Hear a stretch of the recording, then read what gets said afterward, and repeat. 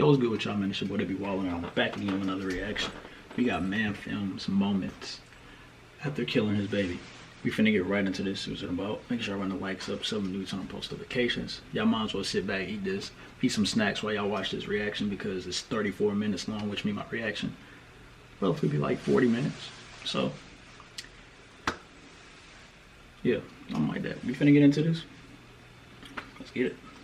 Story County Emergency 911. Yes, my son is somewhere in Nevada. He's not really coherent. I knew it was going to happen. Nevada and not Nevada.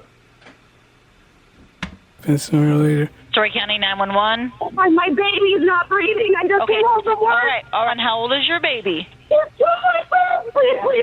my baby. Oh my God. Why are you laying in this bed? On January 29, 2018, police in Nevada, Iowa respond to a call from authorities at Union Pacific Railroad, reporting that I've been saying Nevada wrong my whole life. I'd say Nevada. Damn, that's crazy. black male is standing on the slope of rocks beside the train tracks. Officers head out to the location to conduct a search. However, after finding no one there, they return to the station. Roughly 30 minutes after the first call, a Union Pacific employee calls the sheriff's office once more with startling news. Hey, this is Travis at Union Pacific Railroad. I requested an ambulance. I've got a trespasser who was just struck by a train. And so this just happened? Yeah, moments ago, reported by a coal train.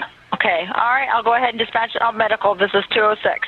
Police officers arrive on scene shortly after the call, ready to administer medical aid if they find the victim before the paramedics.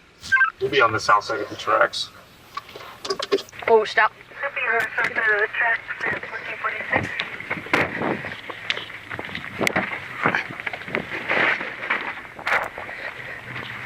All right, start looking for a body.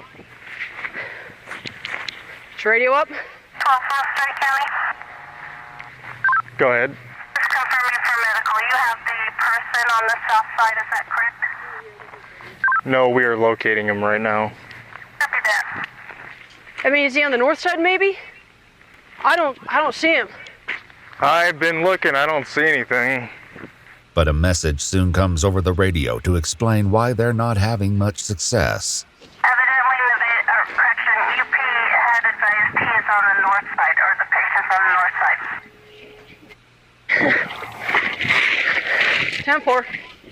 10-4. So we need to be on that side of the tracks.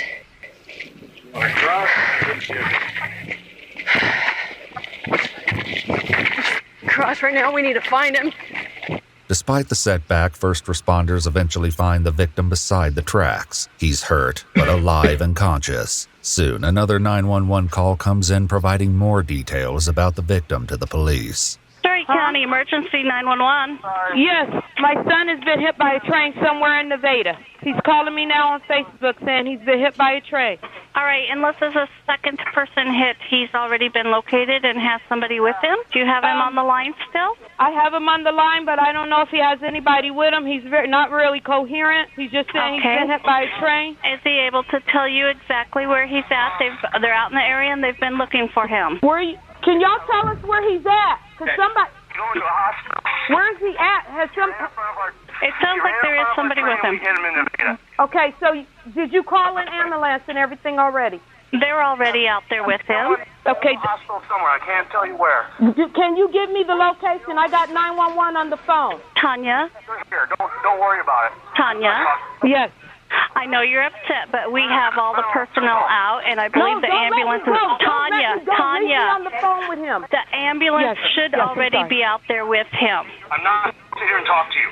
Sir, you're being mean. That's my son. How Tanya, you gonna talk to me like that? talk Get the to phone me. my son, sir. Tanya. Wait, is that EMS? I ain't gonna lie, buddy sound low-key rude. I'm not gonna lie. It's weird why his energy is like that, because I get if she was like hostile to him over the phone, but his energy is weird towards her. I'm not gonna sit here and talk to you.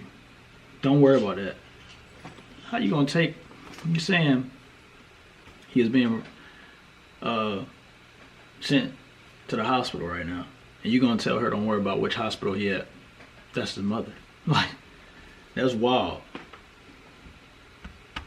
Talk to me. Okay, this sir is being so mean, talking about this is not Okay, his job. just He's not let gonna talk. they need to take care of your son right now. So relax. Just relax. They're going to take care of your son. There. Yes, They're they not- are. You've got Union Pacific. See? Okay, he said a paramedic is on site. Okay, thank you. Yes. Okay, so there is And an she ambulance. was still polite enough to say thank you after that man was being rude, bro. Come on, bro. Sometimes you gotta understand. You gotta be professional in your job. I get it. Like he said, that wasn't his job to tell her where he's being sent to, but it's not hard at. Just simply be like, hey, where is this guy being sent to? What hospital is being sent to? His mom is on the phone.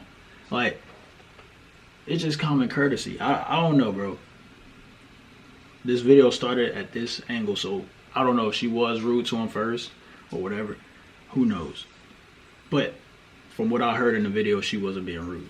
So for his responses to be like that, I don't see why they were like that. It's out with your son, and they'll be taking care of him. As EMTs attend to the victim, police officers speak to the conductor. The conductor shows officers the area where he located the man after he was struck by the train. Here they find some splashes of bright red on the tall grass. They also find a lighter and a tube from an ink pen filled with what appears to be a white substance. The incident is made only more tragic when the victim reveals to EMTs that he has 2 kids at home. Back with the victim as the EMTs load him into the ambulance, they ask him if he hurt his children. But to this simple, straightforward question, the victim provides no answer. Just as emergency responders are getting their heads around this shocking incident, another harrowing 911 call comes in to throw the day into more unimaginable chaos. 911? I need an ambulance now. Where at? What's going on there? My baby is not breathing. I just came home from work. All right. And how old is your baby? It's 2 months old. Wait. Okay, how long has your baby not been breathing? I don't know. I just got home. My husband was supposed to be watching her. Okay, all right. So is the baby in the crib? She was in my bedroom. Please hurry. She's not breathing. All right. Take a deep breath for me, okay? Take a deep breath. Please hurry. Okay, my partner's dispatching everybody. I will let you know when they're on their way, okay? They're in the area right now. The dispatcher's assurance is not an exaggeration. Several of the paramedics who responded to the train accident are rerouted to the apartment, which is only a few streets away. While this incident seems completely unrelated, it won't be long before an incredibly suspicious connection comes to light. Can you put the baby on a hard service so we can start CPR? Yes. Okay. God, please, Okay. God, please save my baby. All right. Please, God, save my baby. Ma'am, I need you to listen to me so we can help your baby, okay? Lay the baby flat on the back, okay? Okay, is this a baby boy or baby girl? Okay. All right, take a deep breath for me, okay? I don't know how. Okay, I'm going to help you out, okay? I want you to take your 2 of your fingers, your index finger and your middle finger, and put those on the middle of the chest, right between the nipples, okay? And you're going to push down about 1.5 inches. And you're going to do this. You're going to try to pump about 100 times, okay? Please, God. Okay. Please, Let me know when you started, okay? Let me know when CPR has been started. So let's count together, okay? Ready? 1, 2, 3, 4, 5, 6, 7, 8. And keep going. She's turning blue. She's turning blue. Okay, keep pumping for me, okay? The dispatcher guides the woman through mouth-to-mouth resuscitation as well as compressions, but the mother's heartbroken, terrified voice is enough to paint the picture of how those efforts are going. Right. Please, God, please, God, please, save my baby, please. I need home from work. I have to go home. Oh, my God. Paramedics arrive at the apartment during the call, and one of them would later describe the frantic scene she walked into. So there was a adult female that met me at the apartment steps. He took me to the apartment, walked into the living room, and saw Mom doing CPR on a couch. The medics performed 2 rounds of CPR and used more advanced equipment to try and revive the infant. Meanwhile, the 911 dispatcher attempts to calm the mother. Hello, what is your first name? My name is Melissa. Melissa? Okay, and you got first responders there, right? I don't even know where my husband is. I see him. The paramedics are unable to revive the baby on scene, so they... So my thing is, bro left the kids there unattended? Like... They get the infant in the ambulance for transport to a local hospital. It's a chaotic afternoon for Story County responders, but they have yet to learn the chilling connection between their two victims. Well, just visual observation, you could see that the baby was dusky, cyanotic, kind of blue around the mouth. These heartbreaking details weigh on medical responders as efforts to save the baby progress. But police are about to find that these two victims, the unresponsive infant and the man hit by the train, are not unrelated after all. As investigators share notes on both cases, in a horrifying turn of events, they realize that the train victim is Calvin Curtis White, and in an inconceivable link, he's actually the father of the dying baby. It was his wife, Melissa White, who made the 911 call. And as the ambulance rushes the baby to the hospital, police descend on the neighborhood to look for witnesses that might shed some light on these disturbing events. Hi, how are you? Good. Hey, you been home most of the day, or no, or? I've been working till 4:30, but my husband was home all day. Okay. Did you or him see anybody suspicious in the area, or see anybody walking down the street by chance? Did you see anybody out? You guys, did you see anybody walking down the street today at all? Pretty much in between the timeline of like maybe anytime later in the afternoon. No. About. Well, do you know many of the neighbors over there? I'm sure you see the normal ones that come and go all the time. Right. Probably a black male, about 5'5" maybe. You see him come and go at all today? No, we haven't. Despite little help from the surrounding neighborhood, the police do get some information from two women, Sarah and Christy, who live in the same apartment building as Calvin White and his family. Sarah recalls hearing the baby crying all morning, with the cries growing weaker throughout the day until they finally stopped. Christy tells police that Calvin once told her that sometimes they simply let the baby cry it out until it stops crying. Suspecting the worst, police get a search warrant for the Whites' apartment. The living room when you first come in. See, letting the baby cry it out ain't the problem in that sense, but all day, the baby at a point in time, because they can't communicate with words clearly, so the cries is wet diapers, hungry, sleepy, things of that nature. They probably cry, the baby is probably crying because of that. So do what? Feed the baby, change the baby, burp the baby, like whatever. It's a reason why the baby crying. And then it could be like more intense. The baby might have colic or something, so it could be more intense. But it's like the common reasons for a baby to cry, bro. It's like the cried out thing is not gonna, like, letting a baby cry it out don't mean let them cry for hours, bro. Because that's what it sounds like happened. Around the corner to the south side, you've got the kitchen. Straight back, you've got the parents' bedroom. You got the kids' bedroom. This is where one of the baby cribs is.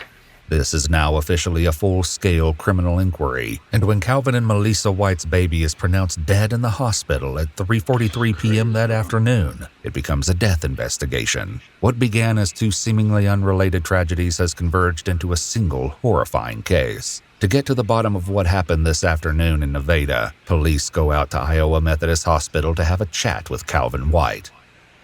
So why don't we kind of start with why are you laying in this bed? What happened? You don't remember? You woke up in the grass? Calvin, do you remember why you were going or where you were walking to? What's your last thing? Do you remember walking to the train? Kind of.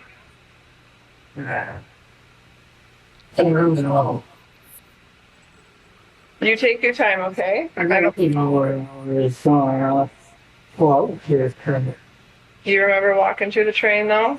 Calvin's injuries won't make it easy to get answers, but the detective pushes forward, knowing all too well the importance Sure of wouldn't, bro. Getting hit by a train don't sound like it's gonna be, non-painful. That sounds like some horrible Final Destination type, movie type. I don't know, bro. getting his story as quickly as possible. Officers bring Calvin's wife Melissa for questioning as well. She says the day started like any other. She headed off to work at 5:30 a.m., at which time both her 18-month-old son and her 2-month-old daughter were fine. She texted Calvin at 2 o'clock that afternoon to see if he wanted her to get anything on the way home. Calvin texted back, asking that she stop and get supplies to bring home for dinner. What did you ask her to pick you up from the store? You wanted chicken and beer today? Yeah. Melissa says that she texted Calvin to see what kind of beer he wanted, but he didn't text back. When she called him, he was short with her. She tells the detectives that she heard a crackle in his voice, but he said he was fine. At 2:30 that afternoon, she finally received one last message from Calvin apologizing for hanging up on her. Where do you work, Calvin? Do you have a job? Do you stay home? Yeah. Do you stay home? Okay. Do you watch your kids? Are you home alone? What's that? You work for kids? So you're a stay-at-home dad. Now, sure, there's people that do that, but you gotta kind of have some type of income coming in, bro. Don't let your wife be doing all the hard work and taking care of everything, because in the society that we live in, bro, is not. People are not gonna applaud that. I mean, look, you probably not looking for applause. Cool. But people gonna definitely look at you weird, like, you saying you a stay-at-home dad, you don't work. So that means you're not making no money. And then, okay, but your wife, she work. So she putting in all the labor all the time and taking care of y'all. You pretty much another kid at that point. How I see it. Now, maybe y'all came to a mutual agreement that that's how y'all gonna live y'all life, and that's cool. That's on y'all. But like I said, outsiders looking in, they're not gonna, And like I said, he probably don't care what people think that of him, which is cool too. Like, trust and believe, people in this world are very judgmental, bro. Like, and that's what it is. People, I don't judge.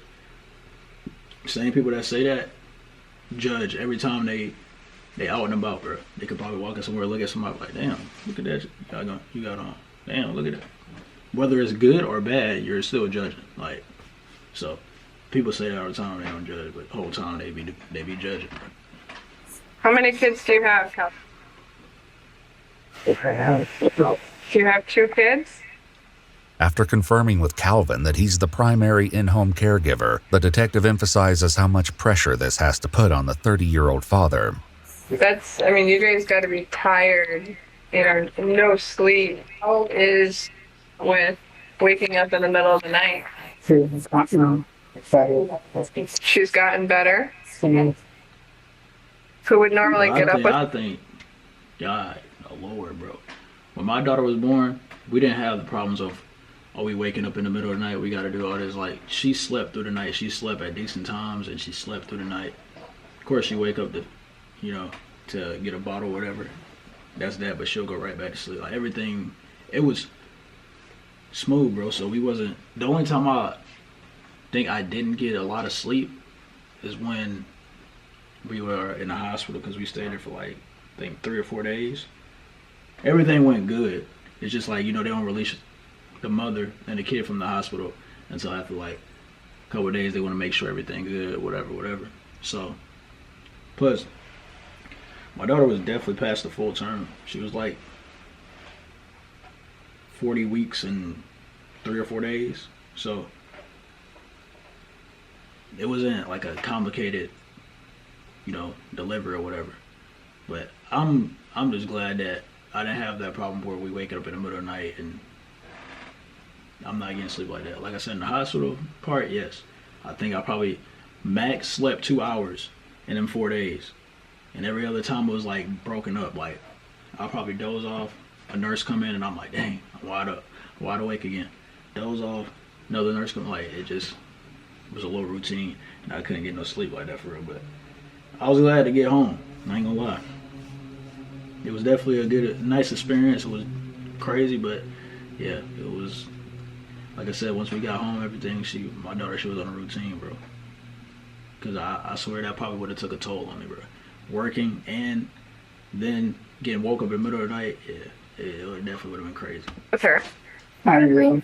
You get up with her. I get up for first.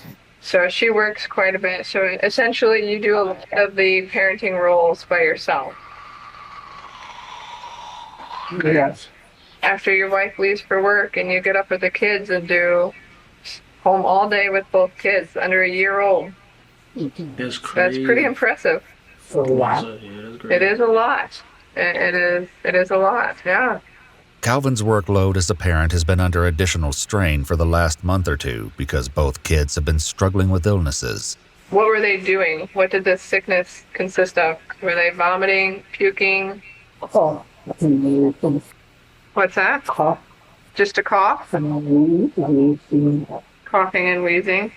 They hear this as well from Calvin's wife Melissa, who says that her daughter has been fighting a cold since the beginning of the month, right after her older son suffered from a nasty round of bronchitis. But if these sound like the typical struggles of a family raising 2 young babies, it won't be long before chilling information comes out that sheds new light on the reason behind these illnesses. The detective at the hospital soon discovers that there's another element at play in the White household: addiction.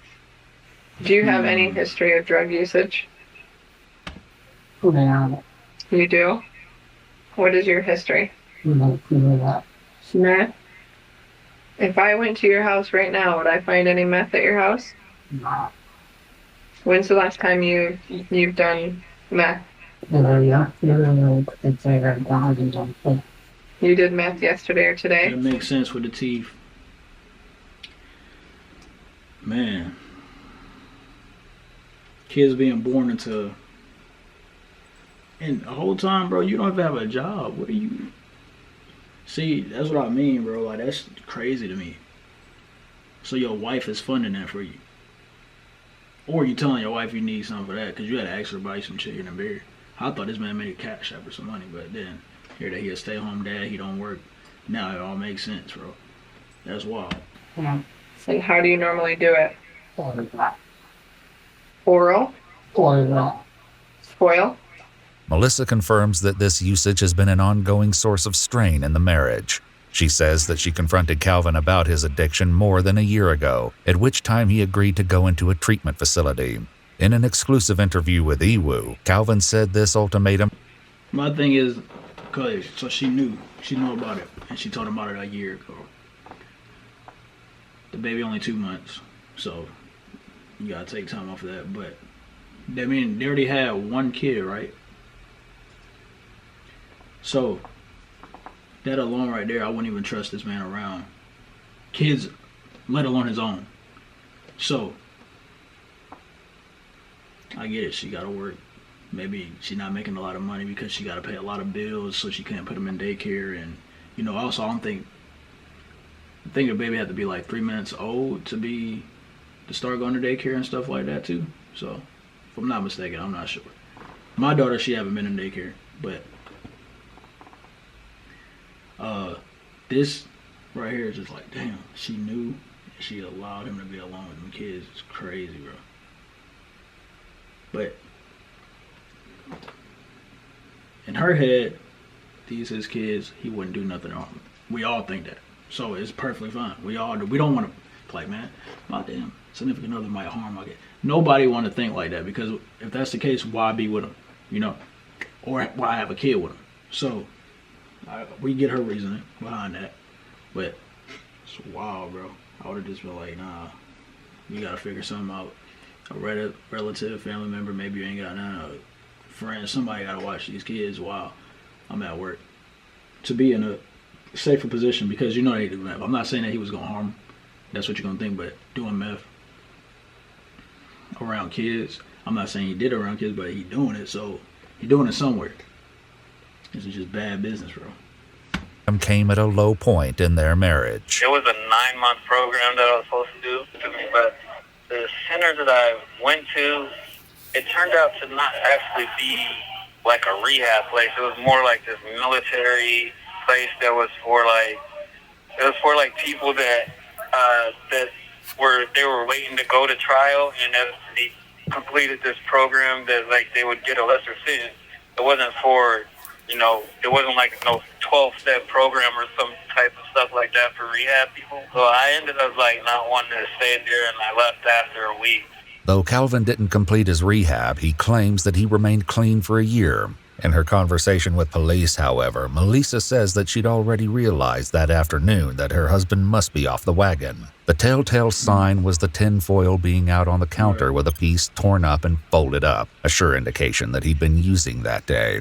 Calvin says that his illicit substance usage doesn't affect his household responsibilities, an answer that gets police no closer to understanding what led to Calvin's train incident, nor to the tragedy that ended his daughter's life. Once you do a hit of meth, you do what? Clean the house and Clean the house and take care of the kids? Back with Melissa, police ask if there's anyone Calvin may have been in contact with over the last 48 hours that might have supplied him with illegal substances. She readily gives them a list of names, the last of which is Calvin's ex-girlfriend, Melissa B. Melissa B's name also comes up in the interview with Calvin, who shares some disturbing facts about the events surrounding their breakup. So what happened with your ex then? She got pregnant. She called me. It was mine. February 4th, 59. It was bad to me. So how did you handle that? Meaning you signed that birth certificate, so you're the parent of that child at that point. The whole time it wasn't even. That's wild. How long ago was that? Like 7 days to train. Like 7 years ago. How did you handle that situation? What did you do? You what? Dropped out of college. You dropped out of college? Kind of a 2-year-old now. In a shocking twist, police discover that a friend named Brett took Melissa B. to Calvin's apartment the same day these tragedies occurred. Brett tells the police they first drove past the parking lot just to make sure that Calvin's wife Melissa's car wasn't there. You're saying, to the best of your knowledge, Melissa didn't enter the apartment that day? Not that, but they were still in the same spot. Yeah. And you said you heard Dosha give his wife's work schedule. Yeah. Any other? It was just common conversations. Obviously, she hadn't been there for a while, so they were talking about what had been going on. The police also spoke to Melissa B. about that day. She says Calvin was trying to figure out the time schedule for the train hours before tragedy struck. That was the first day. So this was a homicide in an attempt of, that's crazy. To work from maternity leave, and I got up in the morning with both our kids like I did every single day, changed diapers, fed them and everything, and my daughter was only 2 months at the time, so I had her swaddled up in her little swing that we had, and I was sitting on the floor that morning playing with my son. We were playing with our Legos together, and I hear a knock on the door, and I automatically knew who it was because there's only one person that comes over at that time in the morning when my wife is gone. I knew it was my ex. That's when the first bad decision came in, is that I opened the door for her. And she was there, and a couple of other people came with her. Calvin says that his... Hell no, bro. No. For one, why are you allowing your ex to just pop up at your wife in your residence? Bro, you don't work. Okay? And I'm not trying to, down him for not working, but that means your wife is gone, working. So you're allowing your ex to come over. It's weird, bro. I'm not saying I did nothing, but see, from a woman's standpoint, she ain't gonna think that y'all not doing nothing, bro. You literally allowing this girl to come over. His visitors came bearing gifts. My ex-girlfriend pulls out, a bag of drugs, a bag of meth, and she's like, "Do you want to smoke?" And That was my second bad decision. This story differs considerably from what the police are hearing during the active investigation. The case turns over its head when investigators come across some unsettling rumors circulating within the community. Apparently, Melissa has told people that she saw the children that day and they were fine. Do you know why she'd say that? I'm fairly certain that she had seen the little boy because he tried to open the door to let us in, and she's like, "No, just sit." And that's when I went back up to the top step and they stood there at the doorway and talked. It was obvious that this wasn't, the first or second or third meeting with the wife being gone. As investigators gather more information from Brett and Melissa, I'm gonna fast forward through all this because this video is about to be longer. Already 30 minutes in, and we still got 14 minutes left, so I'm gonna fast forward through all this. But I will link the original video in the comment section so you can watch the full video on your own if need be. Statement he makes in the video. He also briefly even I couldn't control. As you don't have to talk to us at any time during this trip up. Conclusion, because she had her face in the pillow or something along the lines like that. So they took it as I put the pillow on her face, when really I was trying to say is that I found her face down in the pillow, and I couldn't hear her cry because she couldn't lift her head up, so I couldn't hear her cry. In July 2018, roughly 6 months after his daughter's death, Calvin was sentenced to 50 years in prison. This included a mandate requiring that Calvin serve at least 30% of the total sentence before becoming eligible for parole in 2033.